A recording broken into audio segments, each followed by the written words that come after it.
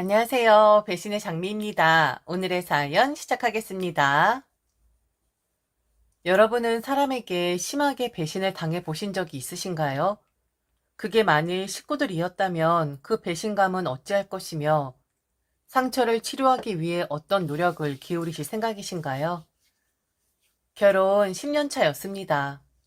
얼마 전에 저와 비슷한 일이 있을까 하고 유튜브를 뒤져보다가 며느리에게 자그마치 10년 동안 기망을 당했었던 시댁 식구들 이야기가 나오더군요. 100억이란 돈을 꿀꺽하고 내연남까지 있었던 며느리. 10년 동안 시댁 식구들을 눈속임하면서 착한 며느리와 현모양처인 양 행동을 했었는데 알고 보니 사기꾼의 집안 말아먹은 그런 여자였었더라고요. 저는 가해자인 며느리의 역할이 아닌 바로 피해자인 며느리의 역할을 맡은 경우입니다. 바로 우리 시댁과 남편에게 뒤통수를 맞게 되었거든요. 결혼 10년 동안 이런저런 일 많았지만 저는 저희 시댁 사람들을 좋아했었습니다. 아무것도 할 줄 모르는 상태에서 시집으로 온 저는 쑥맥 같은 사람이었거든요. 음악을 전공했고 교수의 길을 가고 싶었지만 남편을 만나게 되면서 그 꿈 접고 바로 피아노 학원을 차려서 남편과 알콩달콩 살아가고 있었던 사람이었습니다. 남편은 작은 카센터를 하는 사람이었어요.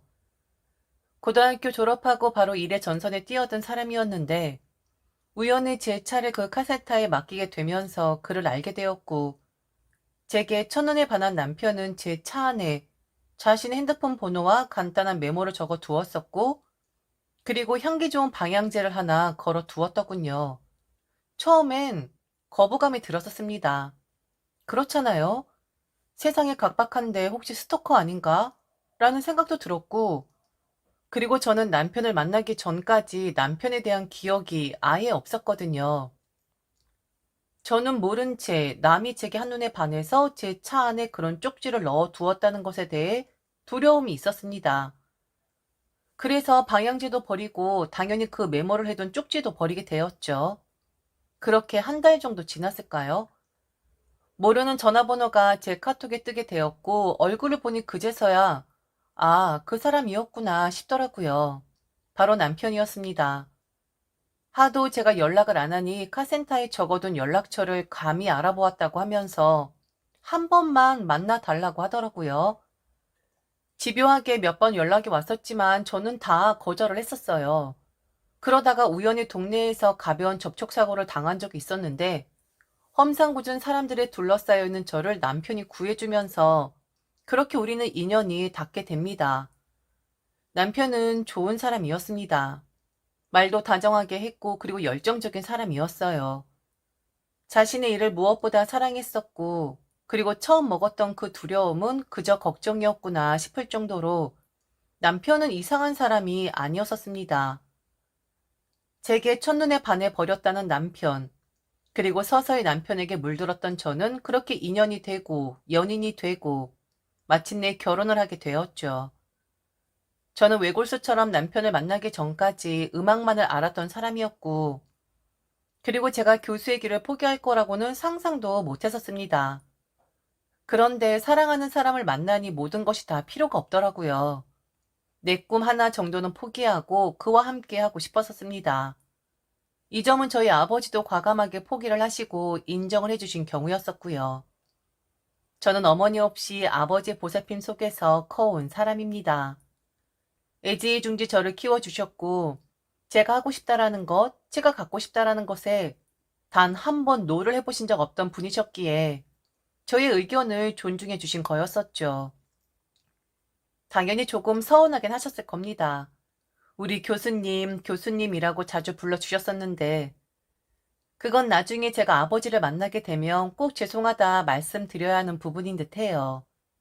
결혼을 했고 아무것도 할 줄 모르는 그런 며느리였고 아니었지만 남편도 그렇고 시댁 사람들도 그렇고 제 아버지가 저를 보살펴 주듯 그렇게 저를 보살펴 줬었습니다. 시집살이, 며느리의 도리, 아내의 도리, 엄청 스트레스 받을 정도로 요구사항 들어본 적 없었고 딸처럼 자식처럼 남편은 제가 자기보다 어리니까 아내이자 여동생처럼 그렇게 저를 안아주고 보듬어주고 했었죠. 그러다가 남편의 카센터 일이 조금 어려워져서 시댁에서 도움을 좀 받은 적이 있었어요. 거금을 내어주신 경우였었는데 저는 남편에게 제가 먼저 말을 했었죠. 시부모님이 내어주시겠다라는 돈의 반은 우리 친정아버지에게 부탁을 한번 해보겠다. 사위도 자식인데 자식이 어려우면 시댁 처가 할 것 없이 도와주는 것이 마땅하지 않느냐. 내가 아버지에게 말해 볼 테니 그렇게까지 기둥뿌리 뽑아 해주실 필요 없다. 그렇게 내어주시면 시부모님은 뭘 먹고 사시냐 했더니 남편이 그러더군요. 저란 사람만 얻었으면 된다고요. 남자가 되어서 어떻게 장인 어른에게 손을 벌릴 수가 있냐고. 시부모님 거의 다 내어주시는 거 맞지만 갚아드리면 되는 것이고, 그리고 안 되는 곳에 지원을 해주시는 것도 아니고 더 잘 되라고 주시는 것이다. 그러니 그런 소리 말아라. 제게 그랬었습니다. 시부모님도 마찬가지였었어요. 친정에 부탁을 해보겠다라는 말이라도 해줘서 고맙다고요. 그런데 우선 사돈의 자식이라기보다는 우리 자식에 맞고 니들이 잘 되어야 나중에 우리도 덕을 볼 수 있는 것이기 때문에 기둥뿌리뿐만 아니라 붙어있는 흙까지도 내어줄 수 있다고. 그러니 절대로 친정에 손 벌릴 생각은 말라 하더군요. 친정에 손 벌리지 말라라는 말을 다른 식으로 오해하면 안 되는 것이라고까지 제게 말을 했었습니다. 귀한 딸 내어주셨고 애지중지 딸 하나만 보면서 사셨을 양반인데 걱정 끼쳐드리고 싶지 않게 돈 이야기를 하지 않은 것이다. 잘 사는 모습, 행복해하는 모습, 사랑받는 모습만 보여드리고 싶기에 하는 말이니 친정에 손 빌리지 말아라 라는 말을 너는 결혼을 했으니 시댁 사람이다 라는 이런 어이없는 말로 해석을 하지 말아라 라고까지 당부를 했었죠. 이상적인 시댁 사람들이다 생각을 했습니다. 너무 고마웠습니다. 그랬기에 저는 친정아버지에게 말씀을 드렸고 친정아버지도 시부모님의 의견 10분 받아들여 기둥뿌리 내어주시는 그 분들께 거처를 마련해 드렸죠. 도로가에 아버지가 소유하고 있는 2층짜리 건물이었습니다. 2층은 집으로 사용을 하시라고 했고 아래층은 가게로 사용하는 곳이었는데 소일거리로 하실 것이 있으면 한번 해보시라. 그리 먹고 살 길도 마련을 해주셨습니다. 당시에 너무 아름다운 광경이 펼쳐졌었어요. 이렇게까지 할 필요 없다. 이런 걸 바라고 한 게 아니다. 우리 친정아버지는 안 받겠다 하시면 서운하다. 그리고 공짜로 드리는 것도 아니다. 사위에게 전셋값 아주 싸게 받을 테니 그런 줄 아셔라. 공과금도 내셔야 하는 거다. 하하 하면서 호탕하게 그렇게 서로 간에 주고받고 하셨었죠. 한 번 얼굴 붉힌 적 없었고 남편과의 사이도 좋았고 친정과 시댁 어른들도 서로 왕래하면서 가끔 소주 한 잔도 기울이시면서 그렇게 사이좋게 지냈었습니다. 저희 아버지가 돌아가시기 전까지 말이죠. 저는 반년 전에 아버지를 잃었습니다. 3년 전부터 암투병을 하셨었는데 유명한 대학에서 임상실험하는 치료에 도움까지 받으셨었는데 갑자기 상황이 악화되어서 결국 아버지를 잃게 되었습니다. 아버지가 돌아가시게 되면서 저는 알게 되었죠. 우선 이건 배신감이 드는 건 아니었었습니다. 아버지와 남편 사이에 돈거래가 있었더라고요. 제게 말하지 않고 아버지에게 사정을 이야기한 듯한데 아버지는 남편에게 총 8억 원을 빌려주셨었더라고요. 차용증은 따로 없었지만 아버지의 계좌를 살펴보다가 알게 된 사실이었습니다. 남편에게 계좌 이체를 한 점, 꼬박꼬박 이자와 원금이 들어온 점, 이걸 보고 알게 되었죠. 그때까지 저는 아무것도 모르고 있었어요. 우리 아버지가 이렇게까지 해주셨구나. 우리 남편 어렵다고 나 몰래 이런 큰 돈을 빌려주셨었구나. 라고만 여겼었죠. 그리고 다행이라 여겼었어요.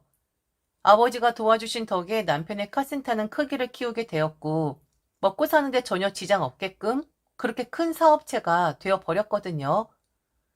그런데 제가 남편과 돌아가신 아버지 사이에 있었던 돈 거래를 이야기하니 남편의 반응이 너무 태연한 겁니다. 그리고 제가 느끼기엔 안도를 하는 것 같았어요. 그냥 기분이겠거니 했는데 아니었었죠. 확실한 제 보호자가 사라지고 나니 그들은 저의 보호자를 자처했고 그리고 아버지의 유산들을 하나씩 하나씩 자기들에게 돌려놓기를 바랐습니다. 10년이었습니다. 저 결혼한 지 10년 된 사람이었어요. 그간 한 번도 다툼한 적 없었고, 그간 한 번도 이런 느낌을 받아본 적이 없었어요. 그런데 사람들이 한순간에 변해버리는 겁니다. 그런데 그들은 변한 게 아니라고 하더군요. 자연스럽게 정리를 하는 거라 했는데, 그 정리라는 것이 자기들한테 다 몰아주는 거였습니다. 이제 저의 보호자는 자기들 일하면서 말이죠. 아들, 이제 이자랑 원금 안 갚아도 되는 거냐? 아휴, 우리 아들 그동안 고생했다. 그래도 그 양반이 우리 아들한테 참 좋은 일을 하고 가셨어. 그렇게 큰 돈을 턱 하고 내어주시다니? 암튼 사람 자체가 통이 크셨어. 아주 크셨지. 그렇지. 우리 장인어른 대단하신 분이었어. 그렇게 가실 양반이 아니었는데 뭐 목숨은 어쩔 수 없는 거니까. 암튼 장인어른 가신 건 좀 마음이 그렇지만 이제 이자랑 원금에 부담이 없으니까 좀 살만하긴 한 것 같다. 이렇게 말하면 우리 자기가 좀 서운하려나? 하면서 모자가 웃는 것이 아니겠습니까? 저는 그냥 듣고만 있었어요. 어디까지 말이 나오나 궁금했고, 그리고 무서웠거든요. 저런 말을 제 앞에서 아무렇지 않게 하고 있는 그들의 모습이요. 며느라, 이 집은 우리 아들 명의로 돌려라. 사업하는 사람인데 덩치가 커지면 커질수록 좋은 거잖니. 그리고, 아휴, 이제 우리도 얹혀 사는 기분 그만 좀 느끼고 싶다. 그동안은 뭔가 좀 찝찝했었어. 못 하나 박으려고 해도 좀 망설여졌었고. 이제는 집에 하고 싶은 거 다 하고 살아야겠다. 아들, 엄마가 이야기한 그 2개 방 벽 트고 싶은데 그거 해도 되지? 그렇게 하면 거실을 좀 넓게 쓸 수 있을 것 같아서 말이야. 너무 하고 싶었었는데 눈치 보여서 못했었잖아? 그런데 이제 우리 아들 집인데 엄마 그냥 알아서 한다? 어? 돈은 대줄 거지? 당연하지. 엄마 마음대로 해요. 아니면 이번 참에 리모델링을 싹 다 해버릴까? 벽도 트고 그리고 화장실이 가장 문제이긴 하잖아. 그리고 아래층도 리모델링해서 가게 세주자. 엄마 아버진 이제 아들 며느리한테 효도 받으면서 사셔야죠. 그동안 얹혀 사는 것 같은 기분 느끼셨는데 이젠 내 집이다 생각하고 사세요. 그래도 되니까. 제 앞에서 아무렇지 않게 떠드는 겁니다. 내가 알던 사람들이 아닌 것 같았어요. 사람이 이렇게 변해도 되는 겁니까? 돌아가신 건 안타깝지만 이자와 원금을 내지 않아서 홀가분하다라는 남편의 말. 그동안 남의 집에 얹혀 사는 것 같지 못하나 박는데도 눈치가 보였다라는 시어머니의 말. 정말 사람들이 이렇게 변해도 되는 건가요? 저는 남편의 명의로 돌릴 생각도 없고 아버지에게 진 빚은 그대로 내게 넘어오는 것이니 갚으라고 했습니다. 돌아가셨어도 그의 딸이 이 세상에 살고 있는데 왜 그분께 진 빚을 그냥 넘어가려고 하는 것이냐고 했어요. 다들 황당해 하더군요. 당연히 다 남편 앞으로 돌리는 게 맞다고 합니다. 저희는 부부고 시어머니는 저를 딸처럼 생각을 하셨고 우리는 한 식구니까요. 게다가 이제 아버지까지 안 계시니 이제 완벽하게 너의 가족은 우리밖에 없는 것 아니냐면서 그게 옳다라는 겁니다. 그럼 저는 이혼을 하겠다 했어요. 이렇게 사람들이 변해도 되는 것이냐고. 어떻게 그게 옳은 거냐고. 지금 아버지가 돌아가신 것을 좋아하라고 있는 것 같은데 말로만 안타깝다 말을 하는 거지 지금 이득될 것만 생각하고 있는 거 아니냐고. 그리 말을 했죠. 며느라, 너 좀 말이 심하다. 이혼이라니. 아니 지금 이혼을 이야기하는 거니? 우리가 너한테 잘못한 게 뭐가 있니? 서운하게 한 거 있니? 10년 동안 살면서 우리가 어디 한번 씹살이 시킨 적이 있었니? 아니 이혼이라니? 이렇게 하는 거야. 원래 다 남편한테 모는 거라고. 그래, 자기야. 지금 자기가 장인 어른을 잃은 슬픔에 제대로 파악을 못하고 있는 것 같은데 나한테 다 몰아주면 되는 거야. 내가 그거 허투루 쓰겠어? 평생 자기한테 고마워하고 장인 어른한테 고마운 마음 갖고 살지. 이혼이라니. 자기 그런 말 함부로 하는 거 아니에요? 하하. 우리 자기가 이렇게 세상 물정을 몰라. 자기야, 괜찮아.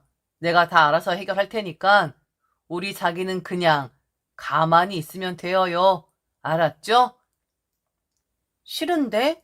내가 왜 가만히 있어야 하는데? 지금 실수를 하고 있는 사람들이 누군데? 지금 검은 속내를 드러내고 있는 사람들이 누군데? 그걸 눈치챘는데 지금 나보고 가만히 있으라고? 그럼 지금 나랑 이혼을 하겠다라는 거야? 아니, 자기야 진짜 왜 이래? 남편한테 다 모는 거야. 그렇게 하는 거라고. 내가 자기한테 10년 살면서 잘못한 거 있어? 아니, 자기 유산이 탐나서 그래? 내 것이 자기 것이고 자기 것이 내 것이지. 그리고 내 덩치가 커지면 더 좋은 거지. 진짜 우리 자기 오해 쩌네? 명의 변경 안 할 거라고. 그리고 아버지한테 진 빚 나한테 갚아. 당연한 거 아니야? 어떻게 홀가분하다라는 말을 할 수가 있어? 어떻게 그동안 눈치를 보고 살았다라는 말을 할 수가 있냐고. 당연해? 왜? 우리 아버지 것이 당신 것이 되어야 하는데? 나보고 욕심이 나냐고? 원래 내 거야. 지금 욕심내는 건 당신과 어머니라고. 어떻게 이런 말을 아무렇지 않게 할 수가 있어? 이혼해, 그냥. 제대로 나는 받을 생각이니까. 그리고 지금 완전 정 다 떨어졌거든? 내가 알던 사람들이 아닌 것 같아서 지금 완전 실망 중이라고. 차용증 없으니 남편은 못 갚겠다 했습니다. 그런데 차용증이 없어도 이체한 내역이 다 있었기에 대여금 반환 청구가 가능했죠. 돈이 아예 없는 사람은 아니었기에 혹시나 뒤로 빼돌릴까 싶어 가압류를 걸었습니다. 동시에 이혼 진행도 했고요. 처음엔 갚을 필요 없다 해볼 테면 해봐라 하던 남편도 소송을 거니 합의를 제안하더군요. 결국 아버지가 남편에게 빌려준 돈 조기에 회수했고 시부모님 그 2층 건물에서 내보냈습니다. 그리고 저는 이혼을 했고요. 한순간이었습니다.